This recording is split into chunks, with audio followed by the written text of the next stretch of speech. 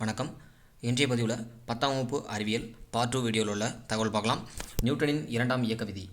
பொருள் ஒன்றின் மீது செயல்படும் விசையானது அப்பொருளின் உந்து மாறுபாட்டு விதத்திற்கு நேர்த்தவில் அமையும். மேலும் இந்த உந்த மாறுபாடு விசையின் திசையிலே அமைகின்றது. மேலும் இவ்விதி விசையின் எண்ம மதிப்பை அளவிட உதவுகின்றது. எனவே இதை விசையின் விதி என்று அழைக்கலாம். விசைக்கான சமன்பாடு கீழ்கண்டவாறு கொடுக்கப்பட்டுள்ளது. m நிறை மதிப்புடைய ஒரு பொருள் ஒன்று u என்ற ஆரம்ப திசை வேகத்தில் நேர்கோட்டு இயக்கத்தில் உள்ளதென கொள்வோம். d என்ற கால இடைவெளியில் f என்ற சமன் செய்யப்படாத புற விசையின் தாக்கத்தால் அதன் வேகம் v என்று மாற்றப்படுகிறது. பொருளின் ஆரம்ப உந்தம் மற்றும் இறுதி உந்தம் கொடுத்திருக்கு. ஆரம்ப உந்தம் pi mu, இறுதி உந்தம் pf mv. ஸோ நியூட்டன் இயக்கம் இரண்டாம் விதி கொடுத்துருக்காங்க. அது f km ப்ராக்கெட்டில் u minus v divide by tm சொல்லுவாங்க. இங்கே k அப்படிங்கிறது மாறிலி. மேலும் முடுக்கம் திசைவேக மாற்றம் பை காலம். அது a u minus v divide by t ஆகும். ஃபோர்ஸ் அது f m × a, விசை நிறை × முடுக்கமாகும். சீரான திசைவேகத்தில் நகரும் பொருளினை தொடர்ந்து நகர்த்த புற விசை எதுவும் தேவையில்லை. புற விசைகளின் தொகுப்பையின் மதிப்பு சுழியாக இல்லையெனில் திசைவேக மதிப்பில் உறுதியாக மாற்றம் இருக்கும். உந்த மாற்றமானது விசையின் திசையிலே அமையும். இம்மாற்றமானது அதன் எண்ம மதிப்பிலோ திசையிலோ அல்லது இவை இரண்டிலுமோ ஏற்படலாம். விசை முடுக்கத்தினை ஏற்படுத்துகிறது. விசை முடுக்கத்தினை ஏற்படுத்துகிறது. சீரான வட்ட இயக்கத்தில் உள்ள பொருளின் திசைவேகத்தின் எண்ம மதிப்பு மாறிலியாகும். இருப்பினும் பொருளானது வட்டப்பாதையின் ஒவ்வொரு புள்ளியிலும் தனது திசையினை தொடர்ந்து மாற்றிக்கொள்வதால் திசைவேக மாறுபாடு ஏற்படுகிறது. இது முடுக்கத்தினை சுழற்சி ஆரத்தில் ஏற்படுத்துகிறது. இம்முடுக்கம் மைய விலக்கு முடுக்கம் எனப்படும். இம்முடுக்கம் உருவாக காரணமான விசை மைய விலக்கு விசை என்று அழைக்கப்படுகிறது. அடுத்து விசையின் அலகு பார்க்கலாம். விசை SI அலகு, அது n நியூட்டன் ஆகும். அது CGS அலகுல டைன் ஆகும் உள்ளது. ஒரு நியூட்டன் என்பதை வரையறை பார்க்கலாம். ஒரு கிலோகிராம் நிறைய பொருளை ஒன்றை 1 மீட்டர்/வினாடி² அளவிற்கு முடுக்கிவிக்க தேவைப்படும் விசையின் அலகு அது 1 நியூட்டன் ஆகும். 1 நியூட்டன் 1 கிலோகிராம் மீட்டர்/வினாடி². அடுத்து ஒரு டைன் என்பது வரையறை பார்க்கலாம். 1 கிராம் நிறைவுடைய பொருள் ஒன்றை 1 சென்டிமீட்டர்/மீட்டர்² அளவிற்கு முடுக்குவிக்க தேவைப்படும் விசையின் அலகு 1 டைன் ஆகும். ஒரு டைன் 1 கிலோ/சென்டிமீட்டர்² ஆகும். அது ஒரு நியூட்டன் 10⁵ டைனாக குறிப்பிட்டுள்ளது. அடுத்தது ஓரலகு விசை பார்க்கலாம். 1 கிலோகிராம் நிறைவுள்ள பொருள் ஒன்றை 1 மீட்டர்/வினாடி அளவிற்கு முடுக்கிவிக்க தேவைப்படும் விசையின் அலகு 1 நியூட்டன் ஆகும். இது ஓரலகு விசை என்று அழைக்கப்படுகிறது. அடுத்து ஈர்ப்பியல் அலகு விசை பார்க்கலாம். ஓரலகு நிறைவுள்ள பொருள் ஒன்றை புவியீர்ப்பு முடுக்கத்திற்கு இணையாக முடுக்குவிக்க தேவைப்படும் விசையின் அலகு ஈர்ப்பியல் அலகு விசை என்று அழைக்கப்படுகிறது. அப்போ புவியீர்ப்பு முடுக்கம் அப்படி சொல்லும்போது 9.8 மீட்டர்/வினாடி² ஆகும். ஈர்ப்பியல் அலகு விசையின் SI அலகு கிலோகிராம் விசையாகும். அது kgf, அது கிலோகிராம் விசையாகும். CGS அலகு முறையில் கிராம் விசை என அழைக்கப்படுகிறது. அப்போது 1 கிலோகிராம் அப்படிங்கிறது 9.8 நியூட்டன் ஆகும். அடுத்து 1 கிராம் அப்படிங்கிறது 980 டைன் ஆகும். அடுத்தது கணத்தாக்கு, அதில் உள்ள டாப்பிக்கில் உள்ள தகவல் பார்க்கலாம். மிக குறைந்த கால அளவில் மிக அதிக அளவு செயல்படும் விசை கணத்தாக்கு விசை என்று அழைக்கப்படுகிறது. F என்ற விசையில் t கால அளவில் ஒரு பொருள் மீது செயல்பட்டால், அதாவது t கால அளவில் ஒரு பொருள் மீது செயல்பட்டால் ஏற்படும் கணத்தாக்கு மதிப்பு விசை மற்றும் கால அளவின் பெருக்கல் பலனுக்கு சமமாக இருக்கும். அது கணத்தாக்கு F × t. நியூட்டனின் இரண்டாம் இயக்க விதிப்படி நம்ம கொடுத்துருக்காங்க. ஸோ இந்த ஃபார்முலா பார்த்துக்கலாம். அடுத்தது கணத்தாக்கு என்பது உந்த மாறுபாட்டிற்கு சமமான அளவாகும். இதன் அலகு கிலோகிராம் மீட்டர்/வினாடி அல்லது நியூட்டன் வினாடி ஆகும். உந்த மாற்றம் அல்லது கணத்தாக்கு கீழ்கண்ட இரு வழிகள் செயல்படலாம் சொல்கிறாங்க. பொருளின் மோதல் காலம் குறையும் பொழுது அப்பொருளின் மீது செயல்படும் கணத்தாக்கு விசையின் மதிப்பு அதிகமாகும். செகண்ட் பொருளின் மோதல் கால மதிப்பு அதிகமாகும் பொழுது அப்பொருளின் மீது செயல்படும் கணத்தாக்கு விசையின் மதிப்பு குறையும். அடுத்து சில எடுத்துக்காட்டுகள் பார்க்கலாம். அது சீரற்ற பரப்பில் இருசக்கர வாகன பயணத்தில் பொழுது கணத்தாக்கு விசை அதிர்வுகளை குறைப்பதற்காக சுழல்வில் அமைப்புகளும் அதிர்வு உறிஞ்சிகளும் வைக்கப்பட்டுள்ளது அப்படின்னு சொல்கிறாங்க. மேலும் கிரிக்கெட் விளையாட்டில் வேகமாக வரும் பந்தினை பிடிக்க விளையாட்டு வீரர் கையினை பின்னோக்கி எடுத்து மோதல் காலத்தை அதிகரிக்கிறார். இது அவரது கையில் பந்து ஏற்படுத்தும் கணத்தாக்கு விசையின் அளவை குறைக்கின்றது அப்படி சொல்லியிருக்காங்க. அடுத்து நியூட்டனின் மூன்றாம் இயக்க விதி பார்க்கலாம். ஒவ்வொரு விசைக்கும் வந்து சமமான எதிர்விசை உண்டு. விசையும் எதிர்விசையும் எப்பொழுதும் இரு வேறு பொருட்கள் மீது செயல்படும் அப்படின்னு சொல்லியிருக்காங்க. ஏ என்ற பொருள் ஒன்று வந்து பி என்ற பொருள் மீது FA விசையினை செலுத்துகிறது எனில் பி ஆனது வந்து தன் எதிர்விசையை FBனை வந்து ஏயின் மீது செலுத்தும். இவற்றின் எண்ம மதிப்பு சமம் எனவும், ஆனால் அவை ஒன்றுக்கொன்று எதிர் திசையில் செயல்படும் அப்படின்னு சொல்லியிருக்காங்க. அது FA = FB அப்படிங்கிற எதிர் திசையில் செயல்படும் சொல்லியிருக்காங்க. சில எடுத்துக்காட்டுகள் பார்க்கலாம். பறவைகள் வந்து தமது சிறகுகளின் விசை மூலம் வந்து காற்றினை கீழே தள்ளுகின்றது. காற்றானது வந்து அந்த விசைக்கு சமமான விசையினை வந்து உருவாக்கி பறவை வந்து மேலோக்கி பறக்க வைக்கிறது. நீச்சல் வீரர் ஒருவர் நீரினை வந்து கையால் பின்னோக்கி தள்ளுதல் மூலம் வந்து விசையினை ஏற்படுத்துகிறார். நீரானது அந்த நபரை விசைக்கு சமமான எதிர் விசையை கொண்டு முன்னே தள்ளுகின்றது. மேலும் துப்பாக்கிச் சுடுதலில் குண்டு விசையுடன் முன்னோக்கி செல்ல அதற்கு சமமான எதிர் விசையினால் குண்டு வெடித்த பின் வந்து துப்பாக்கி பின்னோக்கி நகர்கிறது அப்படி சொல்லியிருக்காங்க. அடுத்து வந்து நம்ம நேர்கோட்டு உந்த அழிவின்மை இதை பற்றி பார்க்கலாம். புற விசை வந்து ஏதும் தாக்காத வரையில் வந்து ஒரு பொருள் அல்லது ஒரு அமைப்பின் மீது செயல்படும் மொத்த நேர்கோட்டு உந்தம் மாறாமல் இருக்கும் அப்படி சொல்லுவாங்க. நேர்கோட்டு உந்த அழிவின்மை விதியின் கீழ் வந்து கண்ட சில எடுத்துக்காட்டுகள் நிரூபிக்கலாம். அதில் பார்க்கலாம். நேர்கோட்டு உந்த அழிவின்மை விதியின் நிரூபித்தல் பார்க்கலாம்.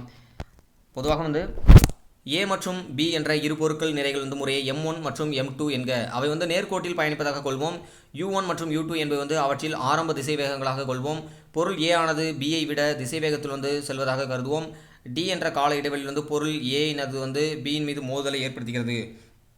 மோதலுக்கு பிறகு வந்து அப்பொருள் வந்து அதே நேர்கோட்டில் V1 மற்றும் V2 திசை வேகத்தில் வந்து பயணிப்பதாக கொள்வோம். நியூட்டன் இரண்டாம் விதிப்படி வந்து Bயின் மீது வந்து A செயல்படுத்தும் விசை வந்து FB = M2 அது V2 - U2/T.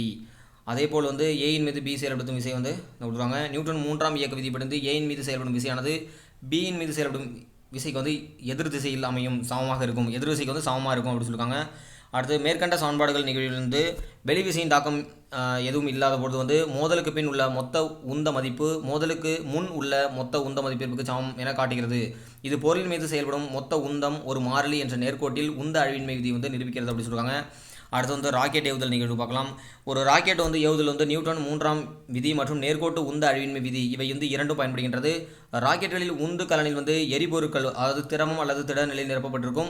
அவை எரியூட்டப்பட்டதும் வந்து அவை வெப்ப வாயுக்கள் வந்து ராக்கெட்டின் வால் பகுதியில் இருந்து அதிக திசை வேகத்தில் வெளியேறுகின்றது. அவை மிக அதிக உந்தத்தை உருவாக்குகின்றது. இந்த உந்தத்தை சமன் செய்ய வந்து அதற்கு சமமான எதிர் உந்த விசை வந்து எரிக்கூடத்தில் உருவாக்கி ராக்கெட் மிகுந்த வேகத்துடன் முன்னோக்கி பாய்கின்றது. மேலும் ராக்கெட் வந்து உயர பயணிக்கும் பொழுது வந்து அதில் உள்ள எரிபொருள் முழுவதும் எரிமறை வந்து அதன் நிறை வந்து படிப்படியாக குறைகிறது. உந்த அழிவின்மை விதியின்படி வந்து நிறை குறைய வந்து அதன் திசைவேகம் அப்படிங்கிறது படிப்படியாக அதிகரிக்கிறது. ஒரு குறிப்பிட்ட உயரத்தில் வந்து ராக்கெட்டானது புவியின் ஈர்ப்பு விசையினை தவிர்த்து விட்டு செல்லும் வகையில் வந்து அதன் திசைவேக மதிப்பு உச்சத்தை அடைகிறது. இது விடுபடு வேகம் எனப்படுகின்றது. இது வந்து விடுபடும் வேகம் என்று அழைக்கப்படுகிறது. அடுத்து வந்து ஈர்ப்பியல் பற்றி பார்க்கலாம். நியூட்டனின் பொது ஈர்ப்பியல் விதி பார்க்கலாம். அண்டத்தில் உள்ள பொருட்களின் ஒவ்வொரு துகளும் வந்து பிற துகளை ஒரு குறிப்பிட்ட விசை மதிப்பில் வந்து ஈர்க்கிறது. அந்த விசையானது வந்து அவைகளின் நிறைகளின் பெருக்கல் பலனுக்கு நேர்விகிதத்திலும் அவைகளின் மையங்களுக்கிடையே உள்ள தொலைவின் இருமடிக்கு எதிர்விகிதத்திலும் இருக்கும். மேலும் இந்த விசை வந்து நிறைகளின் இணைப்பு கோட்டின் வழியே செயல்படுகிறது அப்படின்னு சொல்லுவாங்க. இவ்விசை வந்து எப்பொழுதும் ஈர்ப்பு விசையாகும். இவ்விசை வந்து எப்பொழுதும் வந்து ஒரு ஈர்ப்பு விசையாகும். இவ்விசை வந்து நிறைகளில் அமைந்துள்ள ஊடகத்தை வந்து சார்ந்தது அல்ல. M1 மற்றும் M2 என்ற நிறைவுடைய இரு பொருட்கள் வந்து R என்ற தொலைவில் வைக்கப்பட்டுள்ளதாக கருதுவோம். இவற்றுக்கிடையே உள்ள ஈர்ப்பு விசை வந்து F ஆனது பொது ஈர்ப்பியல் விதிப்படி இந்த டயக்ராம் கொடுத்துருக்கு. ஃபார்முலா G என்பது ஈர்ப்பியல் மாறிலியாகும். இதோட மதிப்பு பார்க்கும்போது வந்து 6.674 × 10⁻⁻11 N m² Kg (−2) அப்படின்னு சொல்லியிருக்காங்க. ஸோ இந்த வேல்யூ முக்கியம். அடுத்து வந்து புவியீர்ப்பு முடுக்கம் G பார்க்கலாம். பொருள் ஒன்றை வந்து மேல் நோக்கி வீசினால் வந்து புவியின் ஈர்ப்பு விசையின் தாக்கத்தால் வந்து அதன் திசை வேகம் படிப்படியாக குறையும். ஒரு குறிப்பிட்ட உயரத்தில் வந்து அந்த மதிப்பு வந்து முழுமையாக சுழியாகிறது. ஈர்ப்பு விசையினால் வந்து கீழே விடும்போது அதன் திசை வேகம் தொடர்ந்து மாற்றம் பெறுகின்றது. அது அப்பொருளுக்கு முடுக்கத்தினை ஏற்படுத்தும். இம்முடுக்கம் வந்து புவியீர்ப்பு முடுக்க விசையினால் ஏற்படுத்துவதனால் புவியீர்ப்பு முடுக்கம் என்று அழைக்கப்படுகிறது. புவியீர்ப்பு முடுக்கத்தின் சராசரி மதிப்பு அப்படின்னு சொல்லும்போது கடல் மட்டத்திலிருந்து 9.8 மீட்டர்/வினாடி ஆகும். இதன் பொருளானது வந்து தடையின்றி கீழே விடும் பொருளின் திசைவேகம் ஒரு வினாடிக்கு வந்து 9 மீட்டர்/வினாடி என்ற அளவில் மாற்றம் பெறும் என்பதாகும். ஜியின் மதிப்பு வந்து புவியில் அனைத்து இடங்களும் ஒரே மதிப்பாக வந்து இருக்காது அப்படின்னு சொல்லுவாங்க. அடுத்து வந்து G மற்றும் G இவற்றுக்கிடையே உள்ள தொடர்பு பார்க்கலாம். பொதுவாக M நிறைவுள்ள பொருள் ஒன்றின் மீது வந்து ஓய்வு நிலையில் புவிப்பரப்பின் மீது உள்ளது. அது M என்ற நிறைவுள்ள பொருள் வந்து ஒன்று ஓய்வு நிலையில் உள்ள புவிப்பரப்பின் மீது உள்ளது. இது பூமின்னு எடுத்துக்கிட்டு இதன் மேல் உள்ளது அப்படின்னு சொல்லுவாங்க. பொருளின் மீது செயல்படும் இரு விசை வந்து கீழ்கண்டவாறு கணக்கிடலாம். அது கேபிட்டல் M என்பது வந்து புவியின் நிறையாக கொள்வோம். இது வந்து புவியின் நிறையாக கொள்வோம். புவியின் நிறை வந்து புவி மையத்தில் குவிந்ததாக எடுத்துக்கொள்வோம். புவியின் ஆரம் அப்படிங்கிறது வந்து 6378 கிலோமீட்டர் ஆகும். தோராயமாக 6004 கிலோமீட்டர் அப்படி சொல்லியிருக்காங்க. அது ஆரம் அப்படிங்கிறது வந்து 6378 அப்படி சொல்லியிருக்காங்க. நியூட்டனின் பொது ஈர்ப்பியல் விதிப்படி புவிக்கும் பொருளுக்கும் உள்ள ஈர்ப்பு விசை F G(m)(m)/r2. இதேபோல் வந்து பொருள் மீது செயல்படும் விசை மதிப்பு வந்து நியூட்டன் இரண்டாம் விதிப்படி கணக்கிடலாம். இவ்விதிப்படி வந்து விசையானது பொருளின் நிறைக்கும் முடுக்கத்திற்கும் உள்ள பெருக்கல் பலனாக உள்ளது. இங்கு வந்து பொருளின் முடுக்கம் என்பது வந்து புவியீர்ப்பு முடுக்கத்திற்கு சமமாக இருந்தால் F = ma = mg அப்படின்னு சொல்கிறாங்க. ஸோ இப்படி சமன்பாடு அப்படின்னு சொல்லி சமன்பாடெலாம் கொடுத்துருக்காங்க. அடுத்து வந்து புவியின் நிறை பார்க்கலாம். புவியின் நிறை மதிப்பு அப்படி சொல்லும்போது M = 5.972 × 10⁻24 கிலோகிராம் என கணக்கிடப்படுகிறது. அடுத்து வந்து புவியீர்ப்பு முடுக்க மாற்றம் பார்க்கலாம். புவியீர்ப்பு முடுக்கம் G இன் மதிப்பு வந்து புவியின் ஆரத்தை சார்ந்து அமைகின்றது. புவியின் ஆரம் வந்து நிலடுகோட்டு பகுதியிலிருந்து அதிகமாக உள்ளதால் ஈர்ப்பு முடுக்கத்தின் மதிப்பு வந்து குறைவாக இருக்கும். துருவ பகுதி வந்து ஆர மதிப்பு குறைவாக உள்ளதால் ஈர்ப்பு முடுக்கம் வந்து அதிகமாக இருக்கும் அப்படின்னு சொல்கிறாங்க. நம் புவியின் தரைப்பகுதியில் இருந்து வந்து உயர செல்ல வந்து புவியீர்ப்பு முடுக்கம் அப்படிங்கிறது படிப்படியாக வந்து குறையும். அதே போல் வந்து புவியின் அடி ஆழத்தில் வந்து செல்ல வந்து புவியீர்ப்பு முடுக்கத்தின் மதிப்பு அப்படிங்கிறது வந்து குறைகின்றது. புவியின் மையத்தில் வந்து G இன் மதிப்பு வந்து சுழியாகும். அடுத்து வந்து நிறை மற்றும் எடை பற்றி பார்க்கலாம். நிறை என்பது வந்து ஒரு பொருளின் அடிப்படை பண்பாக உள்ளது. பொருட்களின் நிறை என்பது வந்து அதில் அடங்கியுள்ள பருப்பொருட்களின் அளவாகும். அதன் அலகு வந்து கிலோகிராம் ஆகும். அடுத்து எடை பற்றி பார்க்கலாம். ஒரு பொருள் மீது செயல்படும் புவியீர்ப்பு விசையின் மதிப்பு வந்து அந்த பொருளின் எடை என்று அழைக்கப்படுகிறது. எடை W = நிறை என்று புவியீர்ப்பு முடுக்கமாகும். எடை வந்து ஒரு வெக்டார் அளவாகும். மேலும் அது எப்பொழுது புவியின் மையத்தை நோக்கி செயல்படும் அது வந்து எப்பொழுது வந்து புவியின் அதாவது எடை வந்து ஒரு வெக்டார் அளவாகும். அது வந்து எப்பொழுது வந்து புவியின் மையத்தை நோக்கி செயல்படுகின்றது. இதன் அலகு வந்து நியூட்டன், அது ஆங்கில வார்த்தையில் N அப்படி சொல்லுவாங்க. எடையானது புவியீர்ப்பு முடுக்கத்தை சார்ந்தது. எடையானது வந்து புவியீர்ப்பு முடுக்கத்தை சார்ந்தது. புவியீர்ப்பு முடுக்க மதிப்பு வந்து புவியியலுக்கு வந்து இடத்திற்கு இடம் மாறுபடுவதால் புவியின் மதிப்பு வந்து இடத்திற்கு இடம் மாறுபடும். பொருட்களின் எடை வந்து துருவ பகுதியில் அதிகமாகவும் நிலடுகோட்டு பகுதியிலிருந்து குறைவாகவும் இருக்கும். நிலவில் வந்து புவியீர்ப்பு முடுக்கத்தின் மதிப்பு வந்து 1.625 மீட்டர்/வினாடி ஸ்கொயர்ட் ஆகும். இது வந்து புவியின் ஈர்ப்பு முடுக்கத்தில் வந்து 0.1654 மடங்கிற்கு சமமாக உள்ளதாக குறிப்பிடப்படுகிறது. அது 60 கிலோகிராம் நிறைவுள்ள ஒருவர் வந்து பூமியில் வந்து 588 நியூட்டன் எடையுடனும் நிலவில் வந்து 97 நியூட்டன் எடையுடனும் இருப்பார் அப்படி சொல்லுவாங்க. ஆனால் அவரது நிறை மதிப்பு வந்து புவியிலும் நிலவில் வந்து மாறாது அப்படி சொல்லியிருக்காங்க. அடுத்து வந்து தோற்ற எடை பற்றி பார்க்கலாம். ஓய்வு நிலையில் உள்ள பொழுது வந்து உள்ள நமது வந்து உண்மை எடை வந்து மேலே அல்லது கீழே நாம் நகரும் பொழுது வந்து அதே மதிப்பில் இருக்காது. புவியீர்ப்பு விசை மட்டுமின்றி இன்னும் பிற விசைகளால் வந்து ஒரு பொருளின் எடையில் வந்து மாற்றம் ஏற்படுகின்றது. இந்த எடை வந்து தோற்ற எடை என்று அழைக்கப்படுகிறது. இதை பற்றி வந்து கீழ்கண்ட ஒரு சில எடுத்துக்காட்டில் காண்போம். M நிறை கொண்ட ஒரு மின்தூக்கில் வந்து மேலும் கீழுமாக நகர்வதாக கொள்வோம். ஓய்வு நிலையில் அவர் மீது செயல்படும் புவியீர்ப்பு விசை அவரது எடையாகும் W. இது மின்தூக்கியின் தரைப்பரப்பின் கீழ் நோக்கி செங்குத்தாக செயல்படும். அவரது எடைக்கு சமமான எதிர்விசை வந்து மின்தூக்கியின் தரைப்பரப்பில் இருந்து செங்குத்தாக மேல் நோக்கி செயல்படுகிறது. இது வந்து தோற்ற எடை மதிப்பிற்கு சமமாக எடுத்துக்கொள்ளப்படுகிறது. மின்தூக்கியின் நகர்விற்கு ஏற்ப அவரது தோற்ற எடை மதிப்பு வந்து எவ்வாறு மாறுபடுகிறது அப்படிங்கிறது அட்டவணையில் கொடுத்துருக்காங்க அப்படின்னு சொல்லுவாங்க. அடுத்து வந்து எடை இழப்பு அப்படின்னு பார்க்கலாம். நீங்கள் வந்து கேளிக்கை பூங்கா சென்ற பொழுது அங்கு சுழலும் பெரிய ராட்டினத்தில் வந்து விளையாடியது உண்டா அப்படின்னு சொல்லி கேட்டிருக்காங்க. பொதுவாக வந்து மேலிருந்து கீழே வந்து ஒரு குறிப்பிட்ட முடுக்கத்தில் வரும்பொழுது நமது எடை இழப்பது போன்ற ஒரு தோற்றம் ஏற்படும் அல்லவா. அது வந்து சில சமயங்கள் வந்து மின்தூக்கியில் நாம் நகரும் பொழுதும் ஏற்படலாம். மேலிருந்து கீழே வரும் பொருட்களின் முடுக்கம் புவியீர்ப்பு முடுக்கத்திற்கு சமமாக உள்ளது. பொதுவாக வந்து தடையில்லாமல் தானே விழும் நிலை ஏற்படுகிறது. இந்த நிலை வந்து பொருளின் எடை முற்றிலும் வந்து குறைந்து சுழி நிலைக்கு வருகிறது. இது வந்து எடையில்லா நிலை எனவும் அழைக்கப்படுகிறது. நாம் தோற்ற இடை இழப்பு மற்றும் தோற்ற எடை அதிகரிப்பு வேகமாக சுழலும் பெரிய ராட்டினத்திலும் ஊஞ்சல் ஆட்டத்திலும் உருண்டோடும் தொடர் வண்டிகளும் வந்து உணரலாம் அப்படின்னு சொல்லியிருக்காங்க. அடுத்து விண்வெளி வீரர் வந்து எடை இழப்பு அந்த டாப்பிக்கில் பார்க்கலாம். புவியினை சுற்றி வரும் விண்கலன் வந்து வேலை செய்யும் விண்வெளி வீரர்கள் வந்து அங்கு புவியீர்ப்பு விசை இல்லாதாலே வந்து மிதக்கிறார் என வந்து நினைக்கின்றோம். இது வந்து தவறான ஒரு கூற்றாகும். விண்வெளி வீரர் வந்து உண்மையில் மிதப்பதில்லை. விண்கலம் வந்து மிக அதிக சுற்று இயக்க திசை வேகத்தில் வந்து நகர்ந்து கொண்டிருக்கின்றது. அவர் வந்து அந்த களத்துடன் இணைந்து சம வேகத்தில் வந்து நகர்கிறார். அவரது முடுக்கம் விண்வெளி முடுக்கத்திற்கு சமமாக இருப்பதால் அவர் வந்து தடையின்றி விழும் நிலையில் வந்து உள்ளார். மேலும் வந்து அப்பொழுது வந்து அவரது தோற்ற இடை மதிப்பு வந்து சுழி அப்படி சொல்லியிருக்காங்க. எனவே அவர் அக்களத்துடன் வந்து எடையற்ற நிலையில் காணப்படுகிறார். அடுத்தது நியூட்டன் ஈர்ப்பியல் விதியின் பயன்பாடுகள் பார்க்கலாம். அண்டத்தில் உள்ள விண்பொருட்களிலிருந்து பரிணாமங்களை அளவிட பொது ஈர்ப்பியல் விதி பயன்படுகிறது. புவியின் நிறை, ஆரம், புவி ஈர்ப்பு முடுக்கம் முதலியவற்றை வந்து துல்லியமாக கணக்கிட இந்த விதி வந்து உதவுகிறது.